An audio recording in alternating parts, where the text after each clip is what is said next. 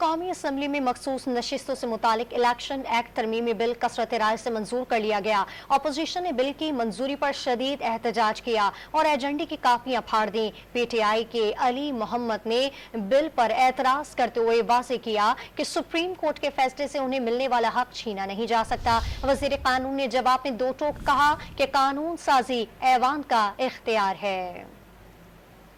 نشستوں سے متعلق حکومت اہم قانون سازی کرنے میں کامیاب ہو گئی۔ قومی اسمبلی میں الیکشن ایکٹ ترمیمی بل کثرت رائے سے منظور کر لیا گیا۔ All those in favor of it may say aye.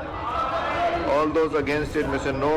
I think ayes have it. Motion is adopted. Consequently, the bill is passed. ترمیمی بل مسلم لیگ نون کے بلال اظہر کیانی اور زیب جعفر نے مشترکہ طور پر پیش کیا، جس کی شکوار منظوری دی گئی۔ اپوزیشن کی جانب سے الیکشن ایکٹ ترمیمی بل کی شدید مخالفت دیکھنے میں آئی۔ اپوزیشن اراکین نے اسپیکر ڈائس کے سامنے شدید احتجاج کیا اور ایجنڈے کی کاپیاں پھاڑ دی۔ ترمیمی بل کے تحت انتخابی نشان کے حصول سے قبل پارٹی سرٹیفکیٹ جمع نہ کرانے والا امیدوار آزاد تصور ہوگا۔ مقررہ مدت میں مخصوص نشستوں کی فہرست جمع نہ کرانے کی صورت میں کوئی سیاسی جماعت مخصوص نشستوں کی حقدار نہ ہوگی۔ کسی بھی امیدوار کی جانب سے مقررہ مدت میں ایک مرتبہ کسی سیاسی جماعت سے وابستگی کا اظہار ناقابل تنسیخ ہوگا۔ بل کی منظوری پر پی ٹی آئی رہنما علی محمد خان نے سوال کیا کہ سپریم کورٹ کے فیصلے کے بعد کس طرح انہیں ان کے حق سے محروم کیا جا سکتا ہے۔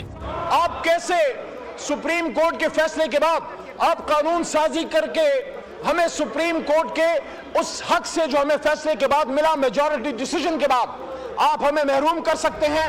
علی محمد خان کو جواب دیتے ہوئے وزیر قانون اعظم نذیر تارڑ نے واضح کیا کہ قانون سازی اس ایوان کا اختیار ہے۔ قانون سازی میں بارہا کہہ چکا ہوں، اس موقر اور معزز ایوان کا پریروگیٹو ہے، اختیار ہے، اور یہ قانون سازی اللہ کے 100 ناموں کے نیچے کھڑے ہو کے میں کہہ رہا ہوں آئین کی روح کے عین مطابق ہے، یہ انکانسٹیٹیوشنل نہیں ہے۔